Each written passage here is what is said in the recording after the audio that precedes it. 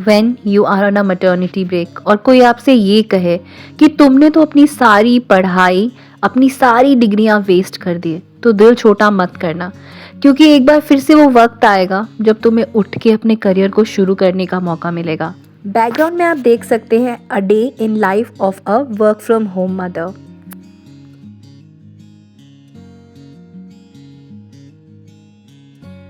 Hello everyone, मेरा नाम है Preeti. Welcome to my channel a good life tale. मैं एक full time work from home mother हूँ और मैं बता सकती हूँ कि 3.5 से 4 साल के बाद अपने करियर ब्रेक से जब आपको वापस जाना हो और अपने करियर को फुल फ्लेजेड तरीके से रीस्टार्ट करना हो, तो आप ऐसी कौन सी चीज़ें हैं जो इम्प्लीमेंट कर सकती हैं और आसानी से कुछ ऐसी जॉब पा सकती हैं जिससे आप घर और ऑफिस दोनों को बैलेंस कर सकें और अपने बच्चे का भी ख्याल रख सके। लोग कई बार आपको पीछे धकेलने के लिए, आपके मोरल को तोड़ने के लिए ऐसी कड़वी बातें बोल जाते हैं जो वो तो बड़ी आसानी से भूल जाते हैं, बट आपको वो बात पूरी लाइफ याद रहती है।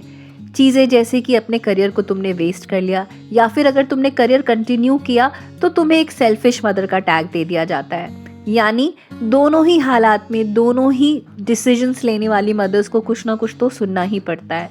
इसलिए चाहे आप सिक्के के किसी भी पहलू में हो, चाहे आप करियर ब्रेक में हो या फिर अपने जॉब को कंटिन्यू कर रहे हो एज अ मदर, दोनों ही लोगों से मैं ये कहना चाहती हूँ कि कोई भी सिचुएशन परमानेंट नहीं होती और एक दिन ऐसा ज़रूर आता है जब आप अपने डिसीजंस को सही साबित कर पाते हो।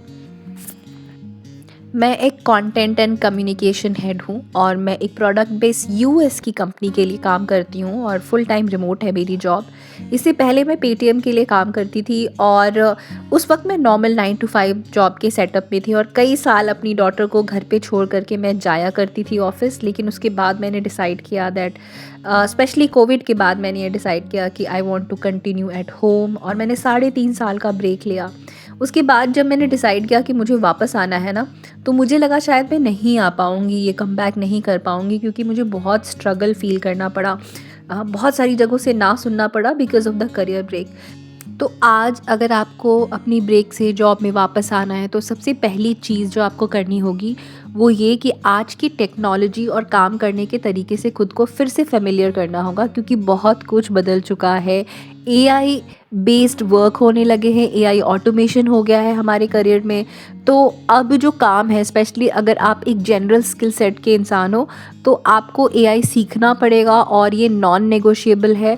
तो अगर आप प्लान कर रहे हो फ्यूचर में, तो आप प्लीज़ अभी से ही एआई की स्टडी शुरू करें, बेसिक्स से शुरू करें। अगर आपको थोड़ा बहुत भी एआई का नॉलेज होगा ना, उसके टूल्स वगैरह की नॉलेज होगी, तो आपके लिए जॉब में वापस आना थोड़ा आसान हो जाएगा बाकी लोगों से। ये तो हुई टेक्निकल तैयारी, लेकिन एक इमोशनल तैयारी भी बहुत इम्पॉर्टेंट होती है एक न्यू मॉम के लिए।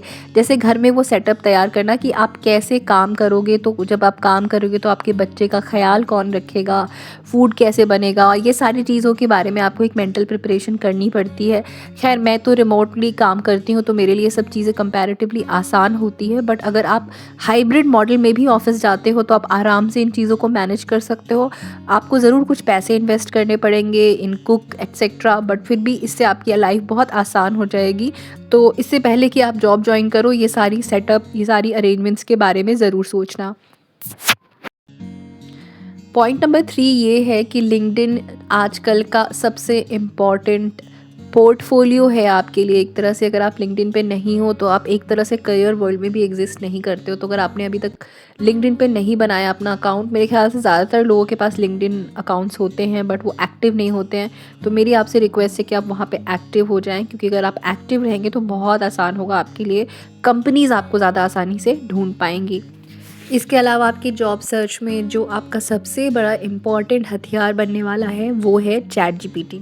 आपको चैट जीपीटी के अंदर एक प्रोजेक्ट बनाना है और अपने गोल्स को लिखते हुए चैट जीपीटी से पूछना है कि आपके नेक्स्ट स्टेप्स क्या होने चाहिए, कौन से ऐसे सब्जेक्ट्स हैं जो आपको सीखने हैं या फिर सर्टिफिकेशंस करनी है। सो वंस आप ये सारी सर्टिफिकेशंस कर लेते हो और कोर्सेज़ की पढ़ाई कर लेते हो, आप बाकियों से कहीं ज़्यादा आगे निकल जाओगे अपनी स्किल सेट में और बहुत आसानी से आप अपनी पसंद की, बिना कॉम्प्रोमाइज़ की फ्लेक्सिबल रिमोट जॉब पा सकोगे। दैट्स ऑल फॉर नाउ, मिलती हूँ नेक्स्ट वीडियो में, बाय बाय।